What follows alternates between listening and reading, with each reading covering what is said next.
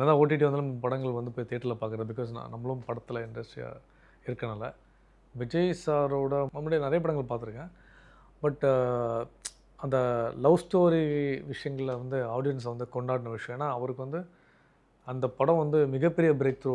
ஒரு ஒரு ஆக்ஷன் ஹீரோவிலேருந்து நிறைய படங்கள் பண்ணிவிட்டு அதுலேருந்து அவரோட ஒரு செகண்ட் இன்னிங்ஸோட விஷயங்களை ஆரம்பித்த படம் ஆக்சுவலாக எனக்கு தெரிஞ்சு நினைக்கிறேன், தப்பாக இல்லைனா.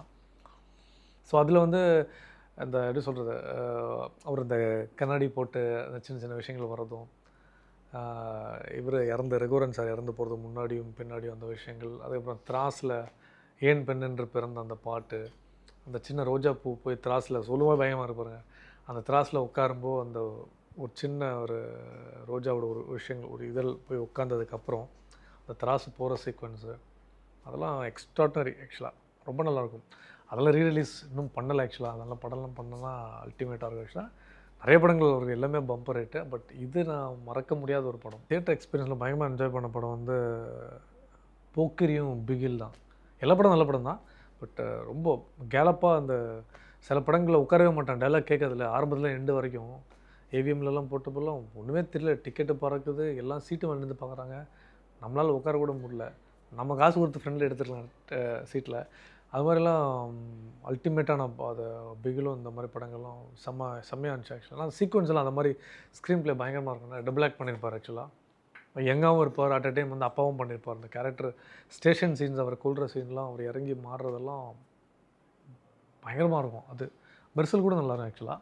நான் சொன்னேன் எல்லா படமும் ஒரு ஒரு வெரைட்டி தான். பட் இது பார்த்ததில் பிளாஸ்ட் ஆனது இது இந்த 2 படம் தான் பயங்கரமாக இருந்துச்சு ஆக்சுவலாக. சர்க்கார் அவரை தவிர வேறு யாரும் பண்ண முடியாது நினைக்கிறேன் ஆக்சுவலாக. சர்க்கார் படம் அவருக்குன்னு எழுதப்பட்ட படம் தான். தலைவா இந்த மாதிரி விஷயங்கள் தான். ஏன்னா அது எல்லாமே பொலிட்டிக்கலாக வந்து இப்போ அவர் வந்ததுக்கப்புறம் அவர் எலெக்ஷனில் கண்டெஸ்ட் பண்ணின்னு வரும்போது இப்போ இப்போ என்ன சொல்கிறது, படம் இல்லைனா கூட வேறு கட்சிகள் 2 கட்சிகள் இருக்காங்க இல்லையா, எதிரணி. இப்போ அவங்களுக்கெல்லாம் எப்படின்னா கட் ஷார்ட்ஸ் போடுறதுக்கெல்லாம் ஷார்ட்ஸில் எதுவுமே இருக்காது ஆக்சுவலாக. இப்போது விஜய் சாரில் எடுத்துக்கிட்டால் பிகில், சர்க்கார், எவ்வளவோ கதையில் வந்து இப்போ எம்ஜிஆர் சார் மாதிரி நிறைய விஷயங்கள் எழுதுவாங்க பாட்டு. அது பாட்டு எழுதி வந்தாரா இல்லை வரதுக்காக அந்த பாட்டு எழுதுனாங்கன்னா பொலிட்டிக்கலாக சத்தியமாக தெரியல ஆக்சுவலாக. சில பேர் விஷயங்கள் எழுதப்பட்டிருக்கும், விதிக்கப்பட்டிருக்கும். அது வரணுன்னு இருக்குது. அந்த மேனிஃபெஸ்டேஷன் யூனிவர்ஸோட ஒரு விஷயம் தான்.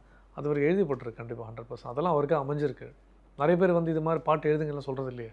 அவருக்கான பாடல் எழுதிருக்கு, அவருக்கான ஒரு பெரிய மேசிவ் விஷயங்கள் இருக்குது.